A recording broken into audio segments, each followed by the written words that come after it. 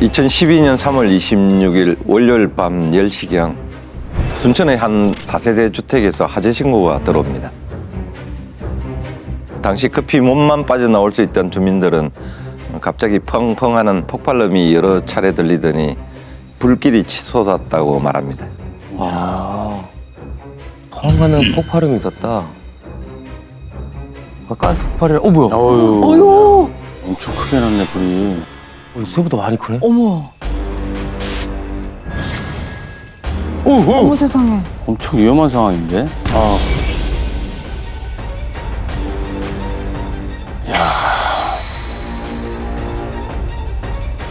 아니 이게 평일 밤 10시면은 사람들 대부분 집에 있을 시간인데 어머 어떡해. 그러니까 새카맣게 다 탔네. 어이구.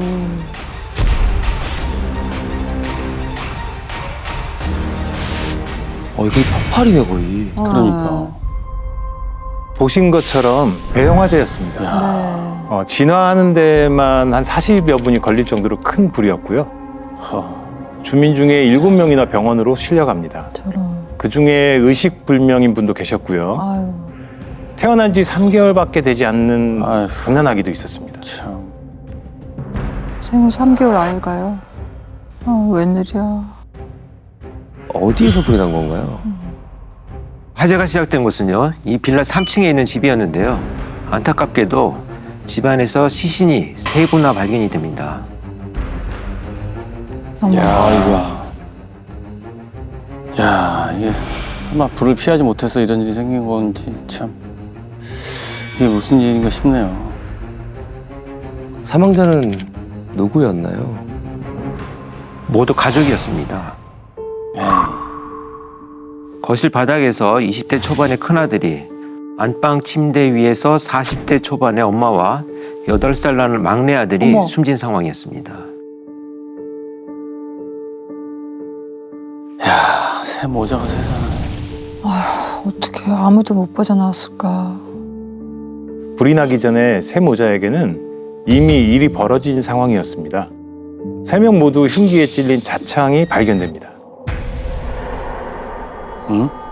3명 모두에게서 자창이 발견됐다고요? 아니 8살 아이도 있다고 했는데 그 아이한테도 자창이 발견됐다 그러면? 네, 맞습니다. 안방 침대에서 발견된 엄마와 막내 아들은 상당히 공격을 많이 받은 상황이었습니다. 아유 저런. 엄마는 가슴과 옆구리, 배에 총 10군데, 아휴. 막내는 가슴, 옆구리, 배 등까지 총 7군데에서 자창이 발견됐고요. 거실에 있던 큰아들도 가슴 부위에 2개의 자창이 있었습니다.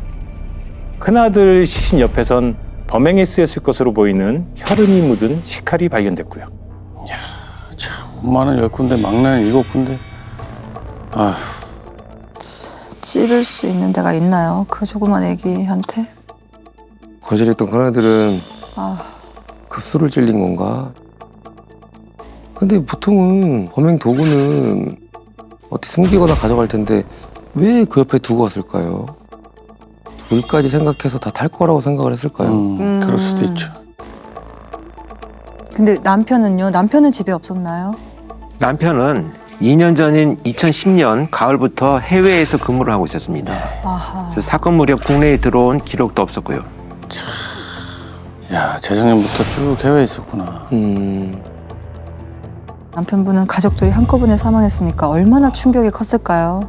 그러니까 이게 사고였어도 충격이 클 텐데 타살이라고 하니까 아니 도대체 엄마 혼자 아이들 키우는 집에 누가 이런 끔찍한 짓을 했을까요?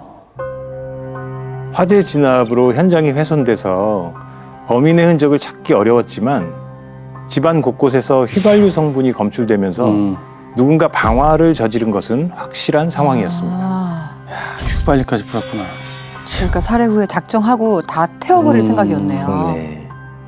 이게 사람들도 많이 사는 빌라에다가 방화까지 저지른 거잖아요. 완전 정신 나간 거죠 이거는. 수사팀은 범인이 현장을 멀리 빠져나가지 못했을 것으로 보고 빠르게 목격자를 찾아 나섭니다. 그리고 사망한 가족들의 지인들을 수소문했는데요. 사망한 엄마와 가장 친한 친구가 화재가 발생했던 그날 낮에 이 집을 찾았다가 그냥 돌아갔다는 얘기를 했답니다. 낮에 그냥 돌아갔다? 그럼 그때는 집에 아무도 없었나? 낮에 무슨 일로 그 집에 갔었을까요? 뭐 만나기로 한 약속이라도 돼 있었던 거 아닐까요? 약속은 전날이죠. 25일에 있었습니다. 점심을 같이 먹기로 했는데 약속 장소에 오지도 않고 전화도 받지를 않았다고 합니다. 삐 소리 이후 음성사상으로 연결됩니다. 그래서 다음날 아침에도 다시 전화를 했는데 계속 받지를 않아 집으로 찾아간 건데 아무도 없는 것 같아 돌아간 거다 이렇게 진술합니다. 화재가 났던 날이 월요일이었는데 8살 난 막내가 학교에 가질 않았던 것도 확인이 됐고요.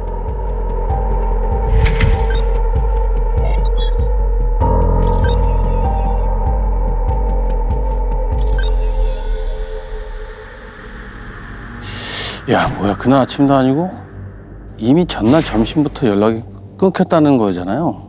네, 그러면은 이게 방화 전날에 이미 사망했을 수도 있는 거네요. 점심시간 전에. 그렇죠. 그럼 범인이 피해자들을 살해하고 불을 지르기 전까지 그 집에 있었다. 그런데 이상하게도 25일 점심이 아닌 저녁까지 사망한 가족들의 생활 반응이 확인됩니다. 어? 이건 무슨 소리야? 그럼 저녁까지 살아있었을 수도 있다는 거잖아요. 네. 25일 오후 3시 반쯤 은행에서 돈을 찾은 것도 확인되고요. 저녁엔 집에서 저녁을 시켜 먹기도 했습니다. 밤 9시경 주유소에도 가고 집 근처 마트에서 장을 본 것까지 사망한 엄마의 카드 결제 내역이 나온 겁니다. 뭐야? 그러면 그 사망한 엄마가 친구 전화를 그냥 안 받은 건가? 아니면 그 친구가 거짓말을 하고 있는 건 아니겠죠? 아니요. 그 혹시 다른 사람이 엄마 카드로 결제한 걸 수도 있잖아요. 그럴 수도 있겠네. 네. 카드를 사용한 사람은 확인이 됐나요? 네, 당연히 확인됩니다.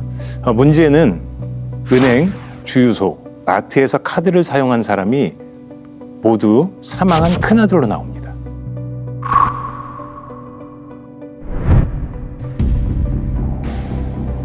저녁 식사를 가져다 준 배달원도 식사를 건네받은 사람이 큰아들이라고 했고요. 심지어 주유소에서 큰아들이 휘발유를 20리터나 구입한 게 CCTV에 찍혀 있었습니다. 아? 이야, 큰아들이라니. 휘발유까지 샀잖아요. 이게 어떻게 된 일이야? 나 진짜 이해가 안 돼서 그러는데, 아니 그러면은 그 엄마 친구 말대로라면은 25일 점심부터 엄마는 이미 연락이 안 된 상황이었는데 큰아들이 엄마 카드를 쓰고 휘발유까지 샀던 거면은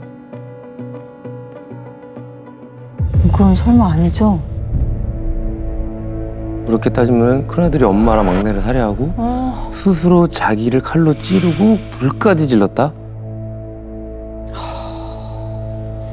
야, 그럼 이렇게 되면은 아들이 엄마랑 막내 시신이 안방에 있었는데 저녁도 시켜 먹고 잠까지 잤다는 거잖아요. 아 제발 아니었으면 좋겠다.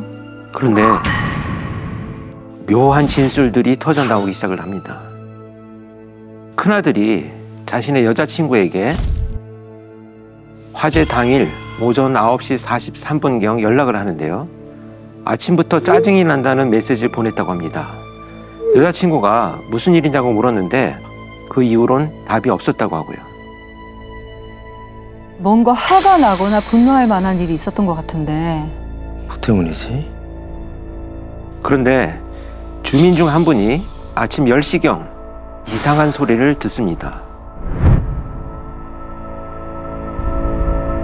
불이 났던 그 3층 집에서 젊은 남자가 주먹으로 뭔가를 쿵쿵 치면서 크게 오열을 하더랍니다.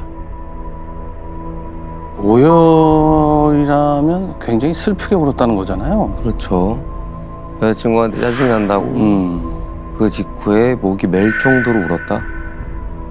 근데 막 슬프게 울었던 그 사람이 큰 아들이라면은 뭔가 이상한 상황인데요. 그러니까요.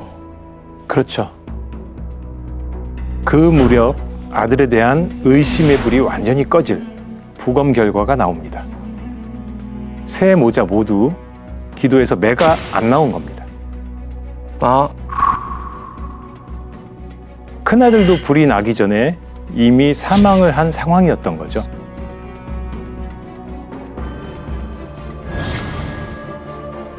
게다가 엄마와 막내만 장기 중에 일부가 이미 부패되고 있었다고 합니다. 그 얘기는 세 모자의 사망 시간이 서로 달랐다는 겁니다. 뭐지? 그러니까 엄마랑 막내 시신만 부패가 됐다고요? 일단 세 사람이 같은 시간 안에 사망한 게 아니다. 그럼 불을 지른 사람이 따로 있다는 얘기잖아요. 제3의 인물. 그렇죠. 왜냐면 큰아들도 범인한테 살해당했다는 얘기고요.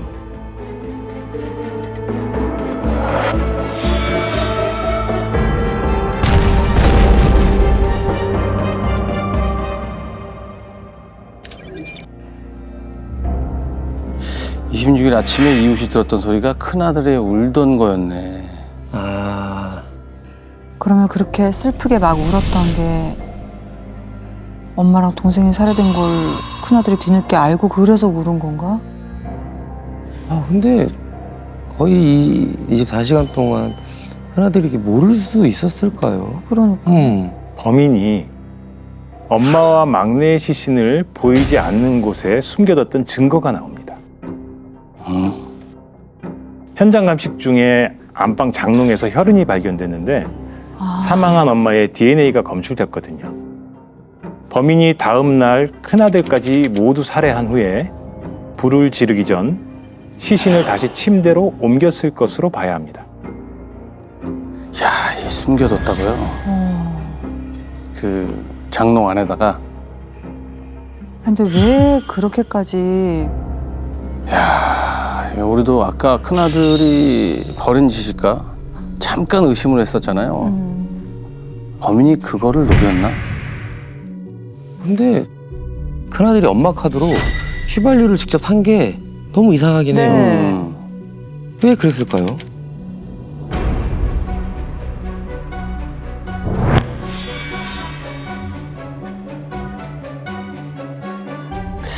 그것까지 계획이 있었겠지. 그래서 시작할 때 범인의 큰 그림을 얘기했던 거네.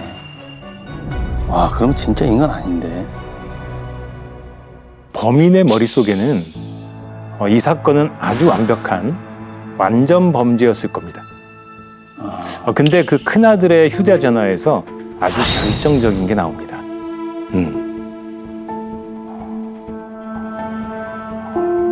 아, 나 또 나갔다 와야 할 듯. 응? 삼촌이 하루 종일 심부름 시켜. 아, 진짜 짜증나, 이씨. 아까는 은행 가서 돈 빼오라고 하더니 이젠 기름 사와라, 삼겹살 사와라, 라면 사와라. 아이씨. 지는 놀면서 지가 갈 것이지. 이게 삼촌이 이 집에 같이 살았나 봐요. 그렇나 보다. 아, 날짜가 25일 저녁인데 화재가 나기 전날 저녁이면 그러니까 돈 뽑고 주유소 갔다가 마트 간 게 전부 심부름이었다는 건데. 그러네, 기름 사와라가 있으면. 그러면 이 삼촌이란 사람이 휘발유를 사오라고 한 거네. 그러니까. 근데 그 삼촌은 어디 간 거죠? 화재 현장에도 없었잖아요. 그러면 에드 삼촌이 범인이었던 거예요? 그런 상황으로 보이죠. 네. 그런데 유족들 말로는 같이 사는 가족도 친척도 없었다고 합니다. 그러면 같이 사는 삼촌이 친척이 아니었단 얘기예요? 그럼 누구란 말이에요, 삼촌이?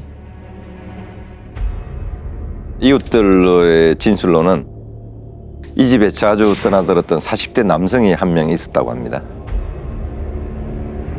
사망한 여성에게 누나라고 불렀다고 하는데 남매인 줄 알았다는 사람도 있고 부부인 줄 알았다는 사람도 있었다고 합니다. 부부요? 아니 근데 누나라고 불렀으니까 동생인 줄 알았을 수는 있는데. 주변에서 부부라고 불려질 정도면 딱 바라봤을 때 그냥 엄청 가까운 사이다. 그렇지. 그래서 수사팀이 사망한 여성의 지인들에게도 확인을 하는데 대부분이 이 남자에 대해 알고 있더랍니다. 사망한 여성이 사촌 동생이라고 소개를 했다고 하고요. 근데 왜 사촌 동생이라고 소개를 한 거지? 그런데 지인들 중에 몇몇이 이 남성에게 적게는 수백, 많게는 수천만 원씩 투자를 했다가 돈을 못 받고 있는 상황이었다고 합니다. 투자를 해요? 아 이거 정말 쎄하네요. 그러니까 투자라니까 이게 설마 사기까지 친 거예요? 그럴 가능성이 높았습니다. 다들 그 남자를 투자 전문가로 알고 있었다고 합니다. 아이고. 피해 여성의 금융 거래 내역을 보니 피해 여성 역시 이 남자에게 거액을 투자한 게 확인됐고요. 계속된 실패로 지인들이 원금조차 돌려받지 못한 상황이 되자 피해 여성이 급기야 해외에 있는 남편 몰래 아파트를 전세로 돌리고 그 화재가 났던 빌라로 이사를 가면서 차액으로 지인들의 투자금을 대신 갚아주기까지 합니다. 야, 이 아파트를 전세로 돌리면서까지 대신 돈을 갚아줬다고요? 피해 여성 입장에서는 자기가 소개를 해줬으니까 그러니까 나서서 갚아줬나 본데. 설마 그럼 그 돈 때문에 또 새 모자를 사랬던 건가? 근데 돈 문제만 있던 건 아닌 것 같았습니다. 지인들의 말로는 피해 여성이 잠시 외출이라도 하면 어딜 가는지, 누굴 만나는지, 언제 집으로 돌아오는지 수시로 전화를 했다고 합니다. 뭐야 지가 무슨 남편이야 그러면? 의사증 있는 남편 행사를 하고 다니는 거죠. 그 집착의 모습이. 근데 이웃들이 부부로 봤다니 설마 남자의 실언을 파악한 수사팀은 다른 가능성을 봅니다. 4년 전 사기 횡령 혐의로 전국에 수배가 떨어진 상황이었거든요. 어쩌면 피해자가 이 사실을 알게 되거나 신고를 하게 될까 봐 불안했던 것으로 추정한 거죠. 야, 수배자구나. 4년 동안 도피 생활을 하고 있던 중이었어? 수배 때문에? 근데 이게 피해자도 몰랐을 거 아니야. 알면 지인들한테 소개를 안 해줬겠죠. 그렇죠. 근데 이미 4년이나 도망 다녔는데 어떻게 잡아요? 도주엔 도가 텄을 것 같은데. 네, 맞습니다. 그래서 수사팀은 빠르게 공개 수배로 전환합니다. 아 공개 수배. 살인 및 방화 용의자 현상 수배, 신고 보상금 500만 원. 이게 그 삼촌이라는 사람의 공개 수배 전단지인 거죠. 엘리베이터 사진과 보면 되게 자세히 나온 게 김동현이라는 가명 또는 동생으로 주민번호 도용. 그러니까 나이도 속이고 5살이나 어린 동생의 주민등록번호를 쓴 거네요. 근데 이게 지금 보면 13년 전 사건이잖아요. 이 당시에 76년생이면 딱 제 나이 지금 37살. 그러니까 제 또래라고 속이고 다닌 거네요, 지금 이게 지금. 근데 그러면 이렇게 전혀 안 보이는데 우리 그러니까요. 완전 사기죠. 누가 믿어? 야, 이거 참을 수 있을까? 이거 참. 4년 동안 도피 생활을 해온 남자는 본인 명의로 된 휴대전화도 카드도 계좌도 전혀 없는 상태라 소재를 파악하는 게 쉽지 않았는데요. 당시 수사팀은 도피처나 도피 자금을 마련하기 위해 가족에게 분명 연락을 해올 거라고 판단을 하고 남자의 가족과 친척들마다 전담 형사들을 배치해서 밀착 감시를 하기 시작합니다. 야, 한 명씩 다 정 붙였다는 거 아니야? 밀착 감시를. 야, 대단하십니다. 진짜. 도망 다니려면 분명히 돈이 필요하겠죠. 그래서 연락이 왔나요? 옵니다. 남자가 일본으로 밀항할 준비를 해놓고 도피 자금이 필요하다며 돈을 좀 빌려달라고 친척에게 연락을 해온 겁니다. 아 친척한테 연락을. 자, 형사님한테 딱 걸렸네. 그러니까 도주하기 전에 빨리 잡아야죠. 잡아야죠. 네. 곧 잡힙니다. 밀항을 하기 위해서였는지 부산까지 내려가 있었는데요. 부산에서 거처를 이리저리 옮겨 다니며 배회하던 중에 공개수배 전단지를 본 시민의 제보로 잡히게 됩니다. 아, 야, 대단하다. 정말로 제보가 왔네요. 잡히고 나서 뭐라고 하던가요? 아주 당당하게 자신도 뉴스를 봤다. 경찰서에 찾아가서 결백을 증명하고 싶었지만 자신이 수배자 신분이라 갈 수가 없었던 거라고 하면서 예상했던 대로 이 모든 게 큰 조카, 즉 큰아들이 벌인 짓이라고 주장을 합니다. 에이, 나쁜 놈. 큰아들이 벌인 짓이라고요? 증거들이 이미 있잖아요. 큰아들은 불나기 전에 사망한 것도 나왔고. 아니 대체 뭐라고 하면서 그런 말도 안 되는 주장을 한 겁니까? 큰 조카가 외박을 하고 25일 아침 술에 잔뜩 취해서 들어왔다고 합니다. 그것 때문에 누나가 꾸지람을 하면서 둘이 크게 싸웠다고 했고요. 자신이 잠시 자리를 피해 밖에 나갔다 집으로 돌아와 보니 누나는 집에 없고 조카가 엄마가 안방에 들어가지 말라고 하면서 집을 나가달라는 말을 전하라고 했답니다. 방에 들어가지 말라 그랬대. 소설 쓰고 있네 진짜. 그러니까 안방을 콕 집어서 얘기하는 것 자체가 이미 의심스럽고 기가 막히는 그렇지. 상황인 거죠. 아 진짜. 그래서요? 그래서 누나를 만나고 가야 할 것 같아서 집에 있다가 잠이 들었는데 오후 4시쯤 큰 조카가 깨우면서 돈봉투를 TV 근처에 올려두고는 엄마한테서 전화가 왔는데 돈봉투 들고 집을 나가라고 했다는 거죠. 말도 안 되는 소리야. 시간까지 아주 그럴싸하네요. 그렇네. 참나. 아니 나가라면 나가지 왜? 근데 그때 왜 안 나갔대요? 끝까지 누나를 보고 가야 할 것 같아서 또 하룻밤을 더 잤답니다. 그렇게 26일 아침이 되었는데 누나가 그때까지도 집에 안 들어와 있어서 큰 조카한테 전화를 해보라고 했더니 신경 안 써도 된다. 삼촌이 집을 나가면 다 해결된다고 화를 내며 자신을 밀쳤다고까지 주장합니다. 결국 큰 조카의 재촉에 못 이겨 그날 밤 8시경 짐을 챙겨 나왔다고 했고요. 기가 막히다. 아 정말 이렇게 그 어린애까지 죽이고서는 이런 소설을 만드는 게 너무 화가 나요. 그 여자친구한테 큰아들이 보낸 문자 메시지 있잖아요. 아까 삼촌에 대해서 짜증난다고 얘기했던. 그거에 대해서는 뭐라고 하던가요 혹시? 큰아들이 자신에게 범행을 뒤집어 씌우기 위해 일부러 거짓 메시지를 남겨둔 거라고 주장합니다. 그러니까 큰아들이 미리 계획을 하고 여자친구랑 거짓 메시지를 주고받았다. 무슨 말이 되는 소리를 해야지. 정말 만에 하나 가족 내 불화 때문에 큰아들이 벌인 짓이라면 스스로 목숨을 끊는 상황에 다른 사람을 범인으로 몰 이유가 없는 거죠. 그쵸. 그럼요. 그렇게만 들어도 전혀 개연성이 없는 소설 같은 느낌이 있습니다.